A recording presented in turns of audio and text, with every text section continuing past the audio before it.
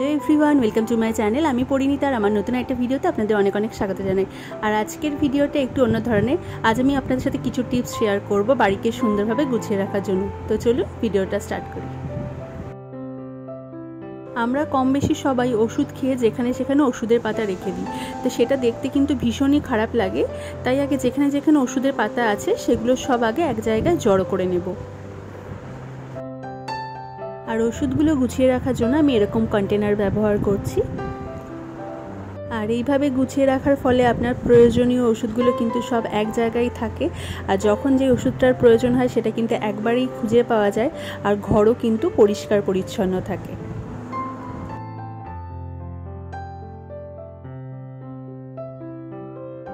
আর এই যে সব ওষুধ কিন্তু ভালোভাবে গুছিয়ে নেওয়া হয়ে গেছে। এরপর এটা রেখে যেরকম কন্টেনার ব্যবহার করেছি সেরকম যদি না থাকে তো এরকম ফুড কন্টেনার তো এখন সবার বাড়িতেই আছে। তো এরকম ফুড কন্টেনারেও কিন্তু আপনারা ওষুধ গুছিয়ে রাখতে পারেন। এই ওষুধের বক্সটাও কিন্তু গুছিয়ে নেওয়া হয়ে গেল। আর এরকম কন্টেনার যেহেতু বাড়িতে অনেক থাকে তো সেই জন্য এই ঢাকনার উপরে কিন্তু মেডিসিন বলে লিখে রাখতে পারেন আপনার সুবিধার্থে।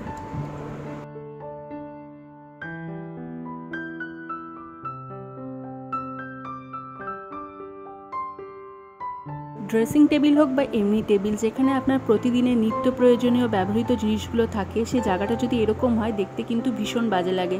আর দরকারের সময় প্রয়োজনীয় জিনিসগুলোও খুঁজে পাওয়া যায় না। তো আগে এই জায়গাটা পরিষ্কার করে নেব। টেবিল থেকে কিন্তু আমি সব জিনিস সরিয়ে দিয়েছি। আর জিনিসগুলো সাজিয়ে রাখার জন্য আমি এরকম বাস্কেট ব্যবহার করছি। এগুলো দেখতেও যেমন সুন্দর তেমন কিন্তু লং লাস্টিং, আর দামও কিন্তু কম। আমি এগুলো 30 টাকা করে কিনেছিলাম। আর এরকম বাস্কেটের মধ্যে গুছিয়ে রাখলে জায়গা যেমন কম লাগে তেমন ড্রেসিং টেবিল বা টেবিল কিন্তু দেখতে ভীষণই সুন্দর এবং পরিষ্কার গোছানো লাগে।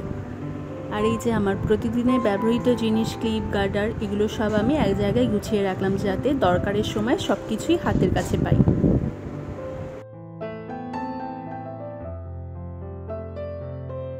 ব্যাস সব জিনিস সুন্দরভাবে গুছিয়ে রাখলাম। এবার দেখুন দেখতেও কত সুন্দর লাগছে আর জায়গাটাও কত কম লেগেছে। লিপস্টিক বা ছোটোখাটো জিনিস ড্রেসিং টেবিলে রাখলে কিন্তু বারবার পড়ে যায়, দেখতে কিন্তু ভীষণ বাজে লাগে।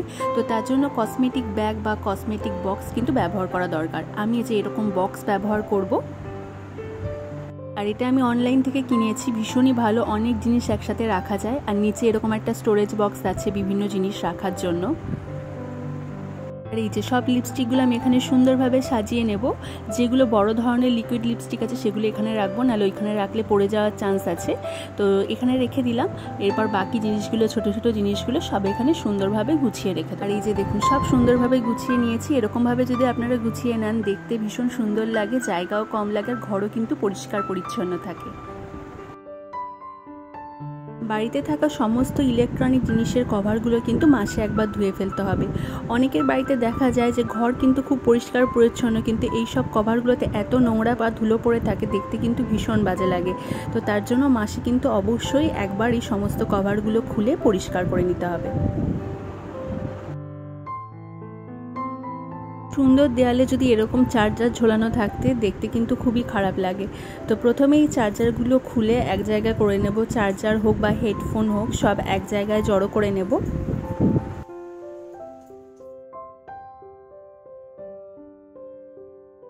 চার্জারগুলো গুছিয়ে রাখার জন্য আমি কিন্তু এরকম ফুড কন্টেনারগুলোই ব্যবহার করছি। তো এখানে ভালো করে গুছিয়ে রেখে দেবো, তাহলে কিন্তু আর দেখতে বাজে লাগবে না।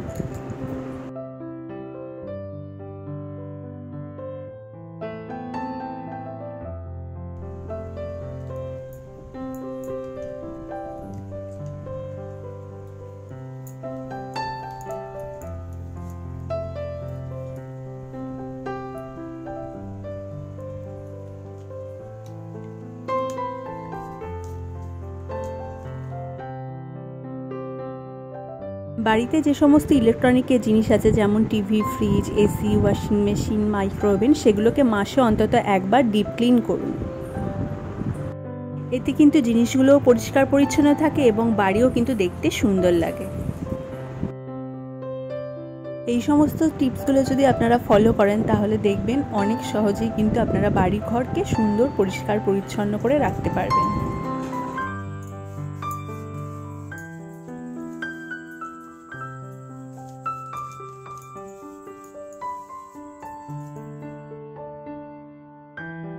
আজকাল আমাদের সকলের ঘরেই কম বেশি আর্টিফিশিয়াল ফ্লাওয়ার রয়েছে।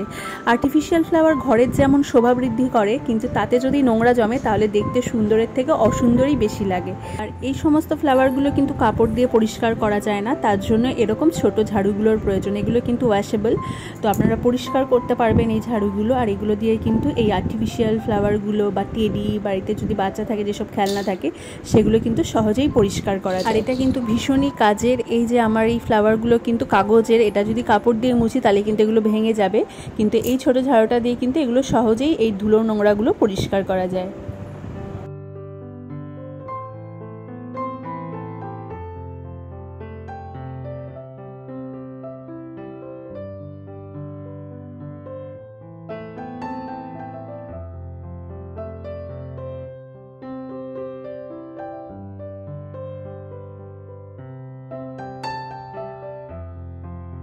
যারা আমার নিয়মিত ব্লগ দেখেন তারা কিন্তু জানেন আমার বাড়িতে আমার হাতের তৈরি অনেক জিনিস আছে, যেগুলো কিন্তু আমি পরিষ্কার করার জন্য এই ছোট ঝাড়ুটাই কিন্তু ব্যবহার করি। কারণ এগুলো সব কাগজের তৈরি, এগুলো কিন্তু কাপড় দিয়ে মুছলে নষ্ট হয়ে যাবে। আর বাড়িতে থাকা টেডি বা এরকম ধরনের ছোট পুতুল থাকলে সেগুলো পরিষ্কার করার জন্য কিন্তু এই ছোট ঝাড়ুগুলো খুব কাজের।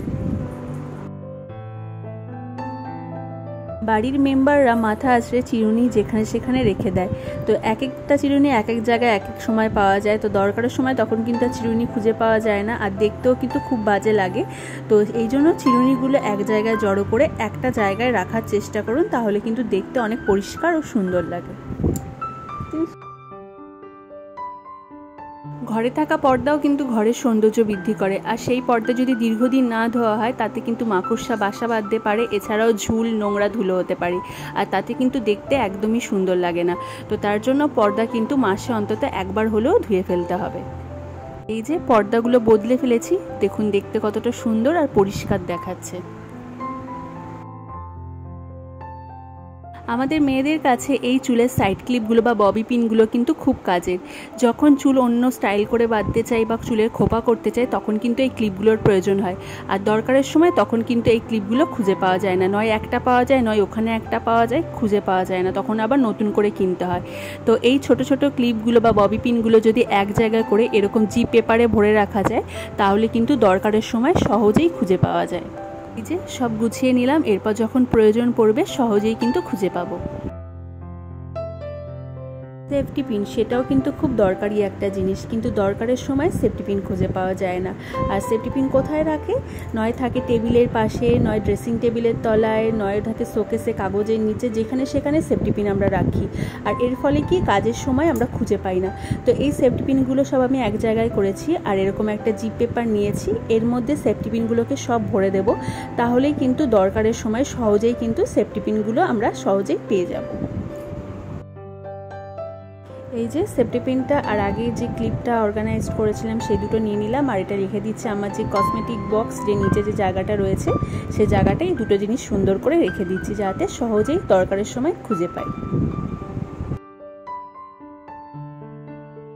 ডিজাইনার খাট আমরা কম বেশি সকলেই পছন্দ করি, কিন্তু নিয়মিত না মুছলে কিন্তু খাটে এই ডিজাইনগুলোতে যে ধুলো জমে যায় সেটা কিন্তু পরে কাপড় দিয়ে মুছলে আর পরিষ্কার হয় না।